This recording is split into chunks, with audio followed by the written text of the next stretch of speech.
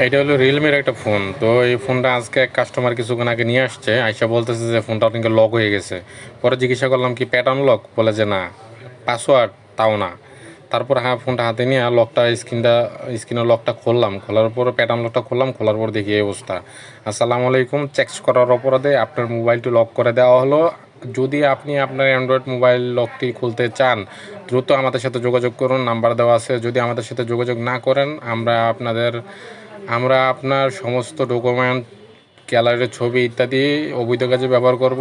দ্রুত আমাদের সাথে যোগাযোগ করুন, অন্যথায় পুলিশে ঝামেলা পড়তে পারেন। তো এই জায়গায় স্বাভাবিকত নাম্বারটা দেখা বোঝা যাইতেছে বাংলাদেশের কোনো বিজ্ঞানী একটা সফটওয়্যার আবিষ্কার করে যেমনি হোক একটা সফটওয়্যার বানাইয়া তারপর এই সফটওয়্যারটা দিয়ে এই যে এই অপকর্ম করার চিন্তাধারা করতেছে, চেষ্টা করতেছে। তো অপকর্ম করার একটাই মাধ্যম, এই যে হয় ইসলামিক কোনো একটা লাইন ধরতে হবে, আল্লাহ খোদার রাস্তায় নামতে হবে, আর না হয় যে এই একটা অবৈধ লাইন, কেউর কাছে কিছু বলতে পারবে না লোকজন। হয়তো বা যে সব কিছু তো বাংলায় লেখা আছে, এটা তো সবাই বুঝে, নাম্বারও দেওয়া আছে, এই নাম্বার যোগাযোগ করলে কিছু টাকা চাইবে, টাকা চাইলে টাকাটা দিলে এই জায়গায় পাসওয়ার্ড দিলে হয়তো বা খুলে যেতে পারে। তো যাই হোক, আমি তো কোনোভাবেই এই হোয়াটসঅ্যাপে যোগাযোগ করবো না। হোয়াটসঅ্যাপের একটা লোগো দেওয়া আছে, নিচে আনলক কোড বসানোর একটা পাসওয়ার্ড দেওয়ার জায়গাও আছে। দরকার হয় ফোন যদি এটা না ঠিক হয়, তাইলে ফোন ফালাই দিয়ে কাস্টমারে একটা নতুন ফোন কিনে দিব। তো এটা আমি কিছুদিন আগে দেখছিলাম যে ওই যে কিস্তিতে যারা ফোন কিনে না, তাদের ফোনগুলোতে একটা সফটওয়্যার ইনস্টল করে দেওয়া হয়। যদি কাস্টমার কিস্তি পরিশোধ না করে, তাইলে একটা সময় পরে যে কাস্টমার দোকানদার যে বিক্রি করছে, যে কিস্তির টাকা পায়, সে ওই ফোনটা লক করে দেয়।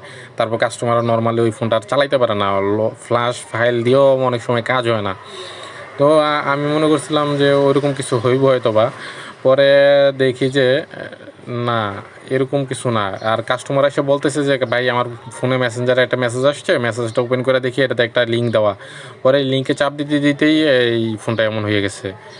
তো যেটা হইল, তো এখন যেটা হইলো, তো আপনাদের ফোনে যদি কোনো মেসেজ টেসেজ আসে বা মেসেঞ্জারে বা হোয়াটসঅ্যাপে কোনো লিঙ্ক আসে, ডাইরেক্ট ওই লিঙ্কটাতে ঢুকে যাবেন না।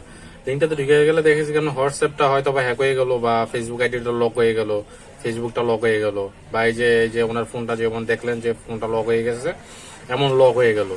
তো এই যে এরকম যদি হয়, এই যে যেটাতে দেখলেন আপনারা, যদি এরকম যদি হয়, তাহলে আপনারা কি করবেন, ফোনটাকে সেফ মোডে নেবেন, ফোনটার গলা চাইপা ধরবেন, চাইপা ধরে সেফ মোডে নেবেন। সেফ মোডে নেওয়ার পরে ফোনের সেটিংসে ঢুকবেন, সেটিংসে ঢুকে অ্যাপসে যাইবেন। অ্যাপসে যাই আমি যেটা দেখলাম, অ্যাপসে গেছি, যাওয়ার পরে দেখেছি এই জায়গায় একটা অ্যাপস আছে, যে অনলাইন ডেটিং অ্যাপস। ওই অ্যাপসটা যখন আমি আনইনস্টল করে দিলাম, পরে মোটামুটি ঠিক হয়েছে, ওই লক স্ক্রিনটা চলে গেছে। পরে নর্মাল করলাম, নর্মাল করার পরে দেখি যে না, ঠিক আছে। তো যাই হোক, আপনারা সবাই সচেতন থাকবেন, এরকম প্রতারণামূলক লিঙ্ক টিঙ্গে ঢুকে যাবেন না, ঠিক আছে। আর উল্টো পাল্টা সফটওয়্যার যেগুলো দরকার নাই, ওগুলো সফটওয়্যার ইনস্টল করবেন না কখনোই।